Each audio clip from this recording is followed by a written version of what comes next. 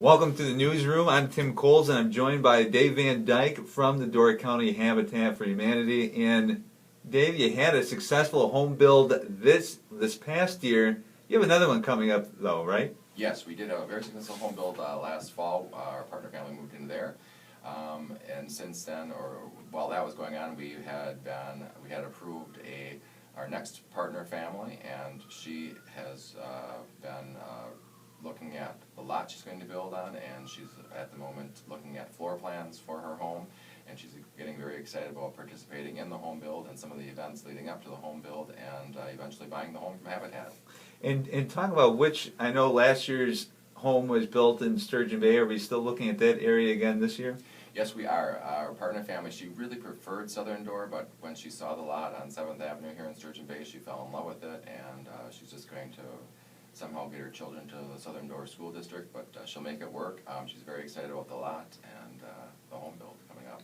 And I found this pretty interesting. You know, it's when you look for that partner family, it truly is a partnership. It's not just somebody that, you know, after a few months gets a home. They actually work with the Habitat for Humanity and kind of put their time in as well. Absolutely. We do require each adult in the household to put in a minimum of 200 sweat equity hours into the home, and that can be actually taking part in building their own home. They could have participated in another home prior to that.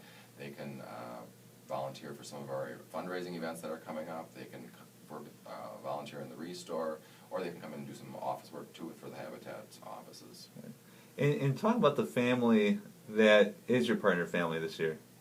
Sure. Our partner family are the Millers, a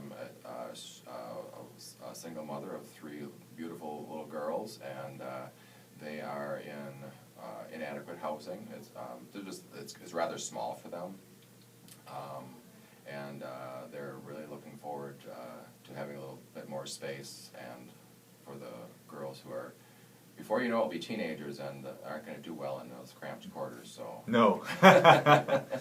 Timeline. When, and I know you said they're looking at lots right now. When do you expect to maybe break ground, start construction, and then have the home completed? Yeah, our volunteers really like to break ground. The earlier the better. We're looking at April, but it's always weather permitting. It's been a mild winter, so we're hoping for perhaps an early groundbreaking.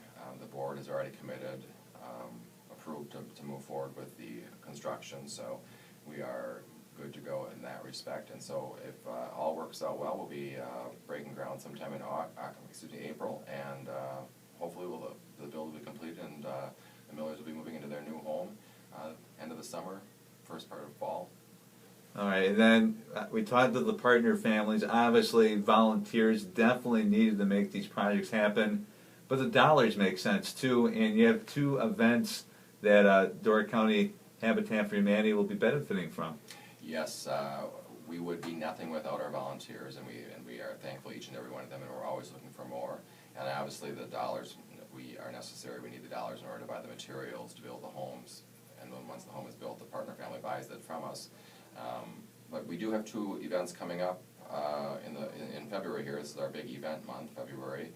The first is the soup event. That's a collaboration between Door County Habitat for Humanity and the Peninsula School of Art. There we jointly work together, providing I think it's over 60 volunteers to pick up, heat up, and serve soup at this soup buffet that is going to be held at the Peninsula School of Art on February 6th from 11 to 3 p.m. Peninsula School of Art is looking to raise money for their community outreach and youth programs, and obviously we are looking for dollars to continue our great work providing decent and affordable housing here in Door County. And if people want to get in contact with you, get that volunteer information, donate money to you, how do they do that? They can either call our office at 743-2869, extension 4, or they can. You could also look for us on our website. That's www.doorcountyhabitat.org. And another way that we didn't really, you kind of touched on a little bit, the restore. What is that exactly?